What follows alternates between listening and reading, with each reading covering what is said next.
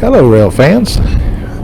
We started out the day simply just going to go get a cup of coffee and a bagel at Eliano's in Valdosta. Heard on the scanner we had a westbound train heading out, so we decided to grab that bagel and coffee and make a run for it.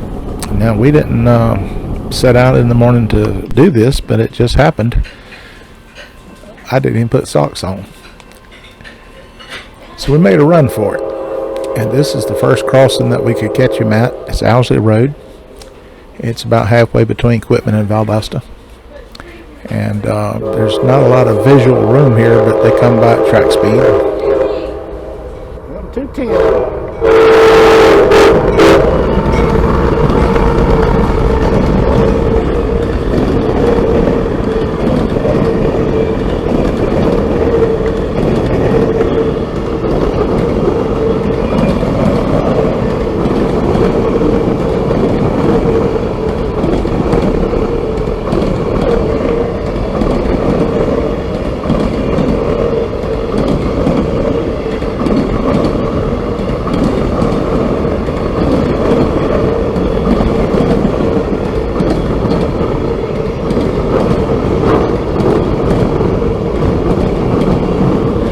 This crossing is about 9 miles from where we live. Not as the crow flies, but we had. I usually try to keep my camera ready and keep it charged up, and most of the time I keep it in the truck. And again, we didn't plan to get up and chase trains today. We thought about it the day before, but we just never made it final that we was going to get up and do that. But this morning when we heard this train, and I knew that it had track authority all the way to Climax, Georgia. So I knew we could chase this one. And so we'll just take you along the trip with us and let you see what we do.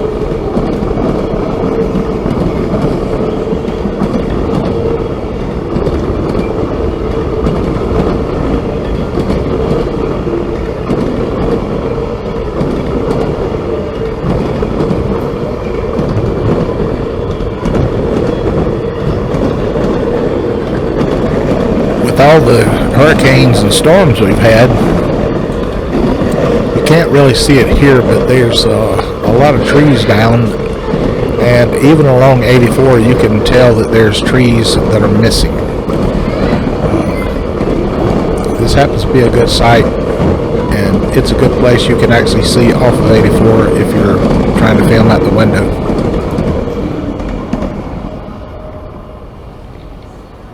We actually made it downtown Quitman, and we had enough time, but my wife was going to run the camera, and she didn't realize when you open the viewfinder flap, if you press that button right away, it tries to think what mode you're in, and then you have to press it a time or two more. So that's all we got from under the overpass. So now we're at Boston.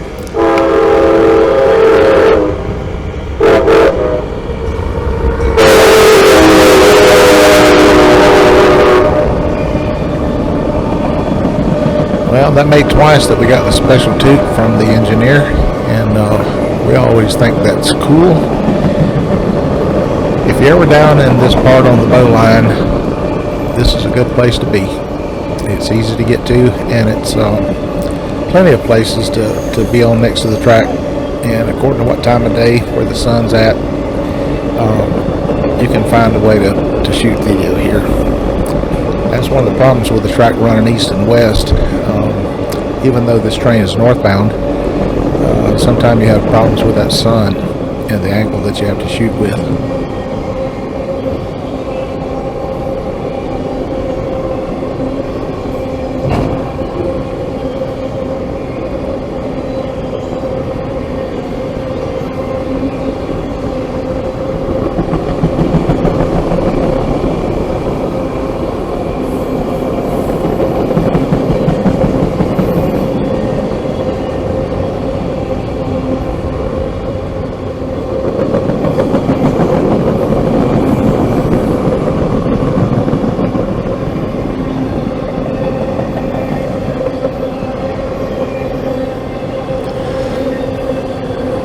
when I had my HO scale train set put up when we lived up in the Atlanta area, I was going to purchase some of these cars, and they were pretty expensive way back 20 years ago.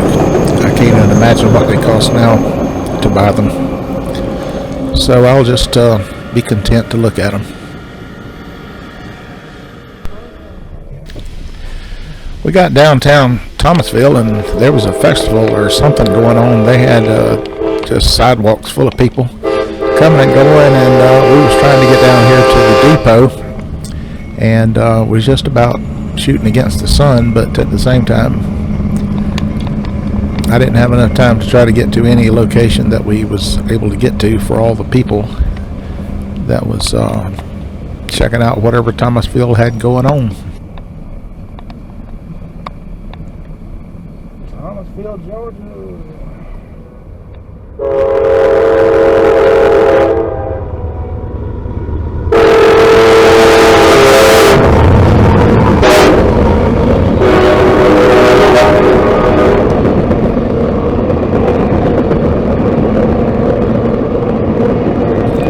Cairo, Georgia. There's several places in Cairo that has good opportunities for video according to the time of day, but this is in a really a nice parking lot, big open spot, and there was one feature that really made it unique, and I wanted to make a shout out about that certain feature that made this place a delight to stop at.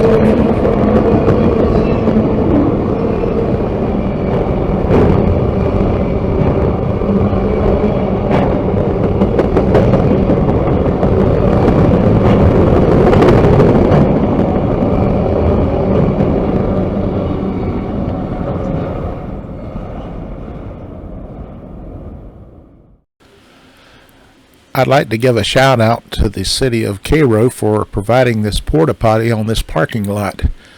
The coffee and bagels had made its way through the system, and our bladders were just about ready to burst, and we were so thankful to see this porta potty sitting there, and I do thank the city for setting it there, and that's my shout out to Cairo, Georgia.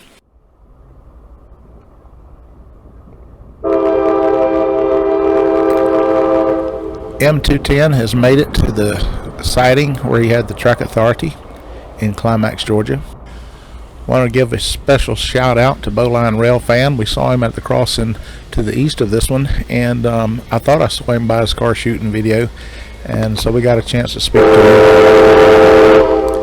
him, and glad to see him out there doing his thing.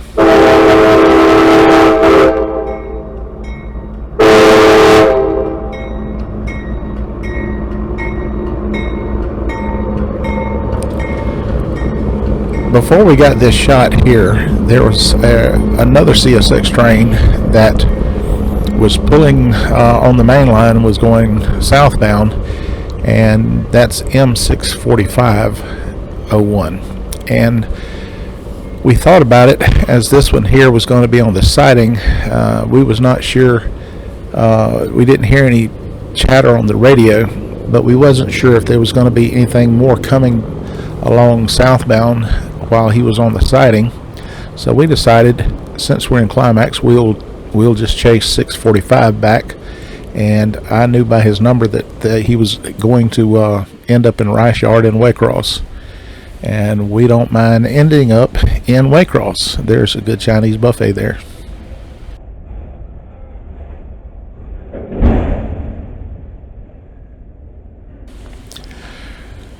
Earlier, when we were in Boston, my wife had this little small handycam that I used to do the videos when I first started, and I had found that I had stuck it in a bookcase and pulled it out, and she's been tinkering around with it, and so this is some of her doings, filming the old videographer up there. And I will say this about Trains by Ben: we do not throw trash on the ground.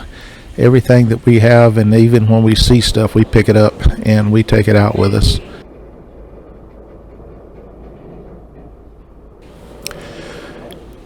we do thank you for watching these videos, and we thank you for watching to the end. And we would encourage you to like and subscribe and share these videos. We're gonna sign off right here. We appreciate all of our viewers, and we're going to stay out there trying to keep the content coming because we like what we do. We enjoy it probably more than you do.